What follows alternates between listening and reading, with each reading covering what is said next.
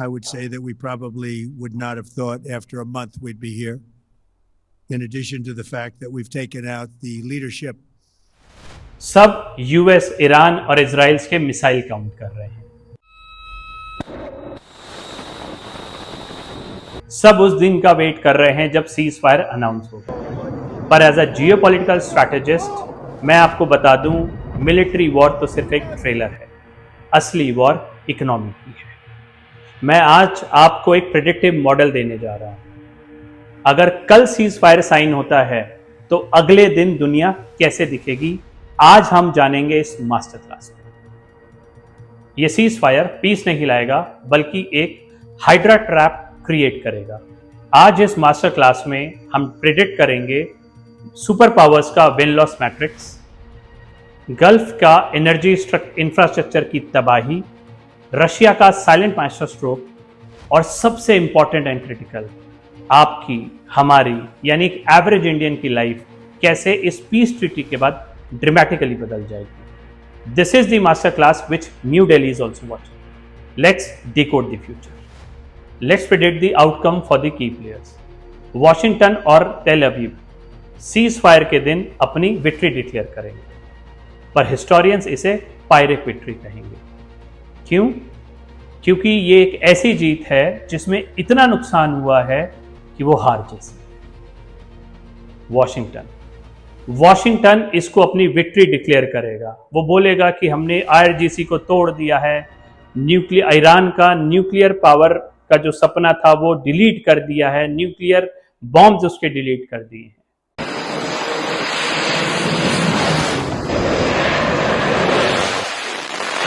America financially bleed हो चुका होगा। $1 बिलियन का थाड़ और $20 मिलियन का पैट्रियट मिसाइल्स का जो जखीरा है उनके पास वो एग्जॉस्ट हो चुका होगा। और उनका जो सबसे बड़ा लॉस है वो है इंडो पैसिफिक। वॉर के तुरंत बाद अमेरिका उलझ जाएगा अपने गल्फ के दोस्तों को मनाने में, समझाने में, उनके साथ रिश्ते सुधारने में, जो कि बिगड़ चुके हैं। और वहीं पर उसका जो सबसे बड़ा लॉस होगा इंडो पैसिफिक। चाइना ताइवान पर और साउथ चाइना सी में अपना डोमिनेंस स्टैब्लिश कर लेगा। इन आईडीएफ मिलिट्री ऑब्जेक्टिव्स अचीव करेगी। इजराइल की डेटरेंस हमेशा के लिए खत्म हो जाएगी। ईरान का सेंट्रल कमांड टूटने का मतलब है कि हिजबुल्ला, हौतीस ये सब ऑफ द लीश हो जाएंगे। इजराइल के लिए सबसे बड़ी मुश्किल तब आएगी जब उसको पता चलेगा कि वो यूनिफाइड ईरान से नहीं या यूनिफाइड स्टेट से नहीं, इन डिसेंट्रलाइज्ड अनकंट्रोलेबल घोस्ट आर्मी से उसको लड़ना पड़ेगा। ईरान का देश और रेजिम सीवियरली डैमेज होंगे पर सरवाइव करेंगे। ईरान पूरी दुनिया के सामने ये रख देगा कि आसिमेट्रिक वॉरफेयर जैसे कि चीप ड्रोन से दुनिया के सबसे एडवांस मिलिट्री को छकाया जा सकता है।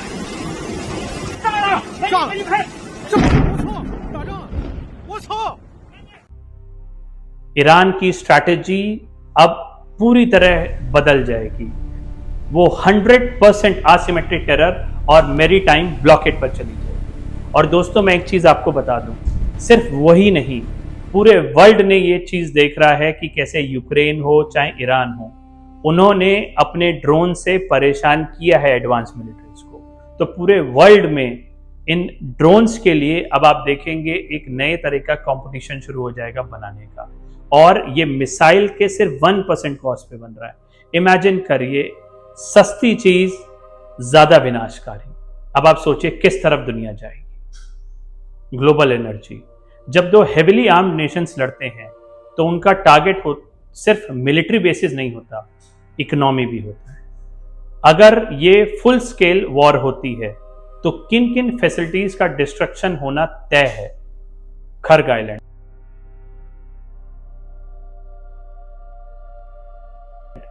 ये ईरान का दिल है। 90% ईरान अपना तेल यहीं से एक्सपोर्ट करता है। यूएस इजराइल का first major target Kharg island का टर्मिनल और अबादान रिफाइनरी होंगे। इसके तबाह होने का मतलब है ग्लोबल मार्केट से 1.5 से 2 मिलियन बैरल्स ऑफ ऑयल का रातों रात गायब हो जाना। ईरान चुप नहीं बैठेगा। उनकी military doctrine mutually assured destruction of economy पे बेस्ड है। वो अपने पड़ोसी मुल्क सऊदी अरेबिया के अब कैक फैसिलिटी, जो कि दुनिया की सबसे बड़ी ऑयल फैसिलिटी है,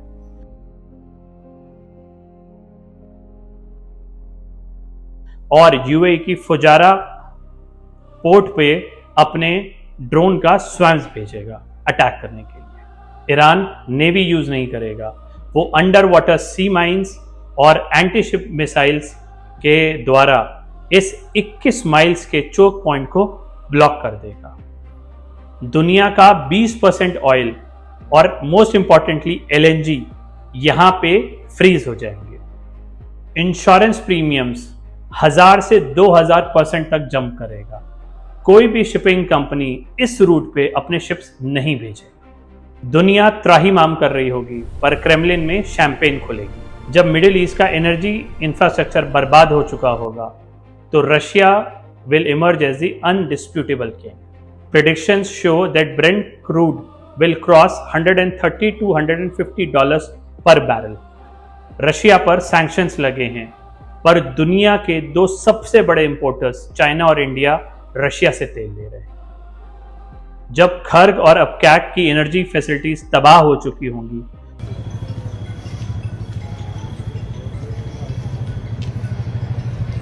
तो रशिया बनेगा ग्लोबल ऑयल सप्लाई का सबसे बड़ा अनडिस्प्यूटेड किंग। इस वॉर का बाई प्रोडक्ट ये होगा कि रशिया इजीली यूक्रेन वॉर को इस सुपर प्रॉफिट से फंड कर लेगा। वेस्ट ने जो सैंक्शंस लगाए हैं रशिया पे, वो सब इररेलेवेंट हो जाएंगे। अब आते हैं सबसे क्रिटिकल सवाल पर, इसका असर आप पे क्या पड़ेगा। India is a resilient economy, ये स्टेटमेंट्स ना टीवी पे ही अच्छे लगते हैं। मैथमेटिक्स और फिजिक्स कुछ और ही बताता है। First point, the fuel and inflation shock.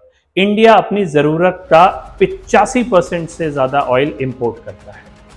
Oil जब $150 प्रति बैरल पे पहुंच जाएगा, तो इंपोर्ट बिल इंडिया का एक्सप्लोड कर जाएगा, जिसका असर क्या होगा कि आपके जो पेट्रोल का प्राइस है वो 120 से 130 रुपए हो जाएगा, और इसका सीधा असर डायरेक्ट आपकी सब्जियों पे, ट्रांसपोर्टेशन पे, एफएमसीजी प्रोडक्ट्स और डेली जो रोजमर्रा की जो चीजें हैं वो हाइपर इन्फ्लेशन में फंस। सेकेंड पॉइंट है the LPG LNG crisis. Straight of Hormuz बंद होने का मतलब सिर्फ आपके पेट्रोल से नहीं है। क्या आपको पता है हमारा जो मैसिव लिक्विफाइड नेचुरल गैस है वो सारा का सारा कतर और यूएई से आता है। इसका सीधा असर आपके घर की रसोई पे, एलपीजी सिलेंडर्स पे और इलेक्ट्रिसिटी प्रोडक्शन पे पड़ सकता है। पावर कट्स और एक्सपेंसिव इलेक्ट्रिसिटी प्रिडिक्ट की जा रही है। थर्ड पॉइंट है the diaspora and remittance crash. क्या आपको पता है गल्फ में लगभग 90 लाख इंडियंस रहते हैं। अगर पोर्ट्स और रिफाइनरीज पे अटैक चलता रहा तो इकोनॉमीज हॉल्ट हो जाएंगी। इससे क्या होगा, मास ले ऑफ होंगे, और क्या पता हमें इवैक्यूएशन का भी सिनेरियो बन सकता है इन इंडियंस के लिए। आज का भारत अपने नागरिकों को संकट में अकेला नहीं छोड़ता।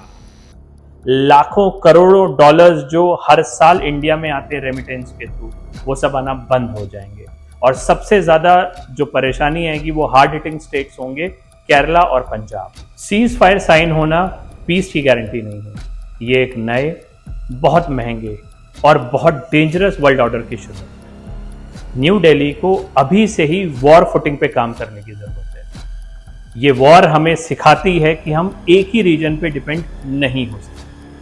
हमें रशिया से ऑयल इंपोर्ट्स बढ़ाने होंगे, स्ट्रैटेजिक पेट्रोलियम रिजर्व्स को मैक्सिमम कैपेसिटी पे रखना होगा, और हमें मास इवैक्यूएशन प्लानिंग करनी होगी, जैसे कि ऑपरेशन गंगा में हमने किया। ये सब करना हमारी मजबूरी है। हमारे सामने एयर स्ट्राइक हो रही है। The directive from the Prime Minister was very clear. Boots on the ground. No matter what it takes. To put the entire national resources.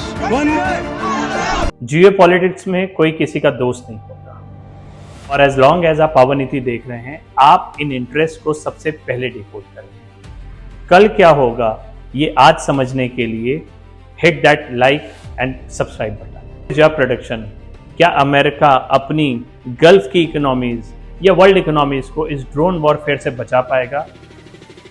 Right your comments. We are watching. Stay strategic.